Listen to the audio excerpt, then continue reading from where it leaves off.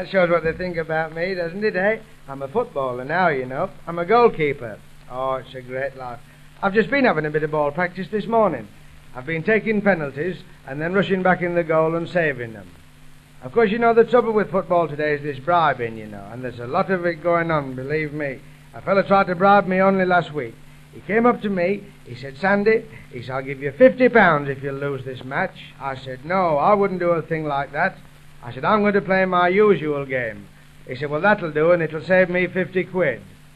Hello, who's this fella coming along? Excuse me, are you Sandy, the great goalkeeper? Sure, kid. Well, I'm a reporter from the Daily Megaphone, and I've been sent down here to interview you. You don't want to borrow anything, do you? Why, of course not. Now, to commence with, they tell me that you've done a lot of very big things this season. Big things, I should say so. I whitewashed the grandstand last week. I suppose you've been with other teams besides this one. Oh, I've been with dozens of teams, and they think a lot about me, too. Really? I've got some wonderful testimonials. Shall I read you one or two? Well, I should love to hear them. All right, well, I'll read you one or two. Now, here's one. We have great pleasure in granting Sandy a free transfer. A month ago, when he joined our team, we were fourth from the bottom of the league, and we are now at the bottom. That's very good. Yes, now, here's another one.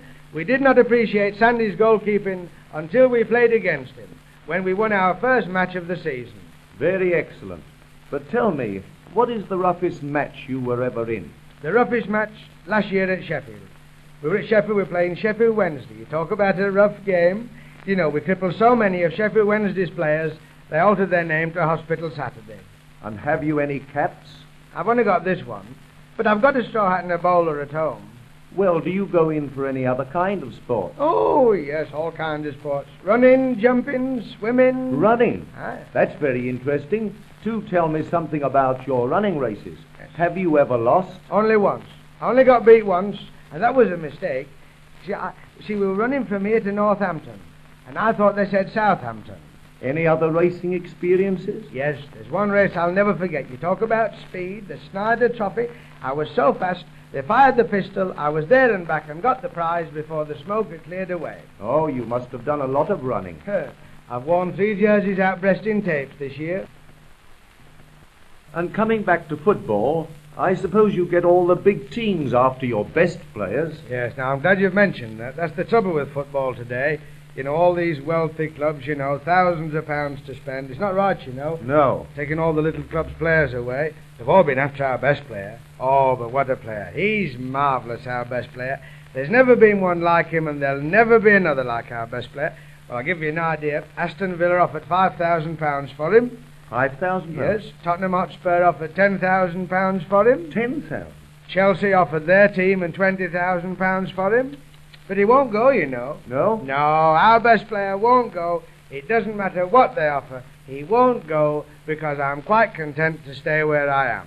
I presume you know all the football rules. Oh, yes, and all the rules, but I don't take any notice of them. No? I've got my own rules, you know. Really? Oh, I've written a book of rules myself. I'll read them to you. Yeah? Rule 1. To play football, you should have a referee and also a ball. Of the two, the referee is the most useful, as whilst you cannot use the ball as a referee, you can use the referee as a ball. That's very true. Yes. Here's another one. To play football, to have any chance of success, a team should have 11 members on the field and as many friends and relations among the spectators as possible, even if 1 or 2 have to pay for admission. Any more rules? Yes, just one more.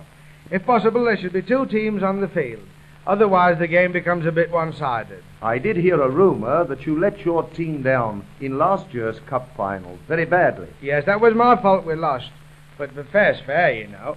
I had the other team in a sweep. And how do you think you'll go on in this year's final? Oh, as usual, jerseys, knickers and boots.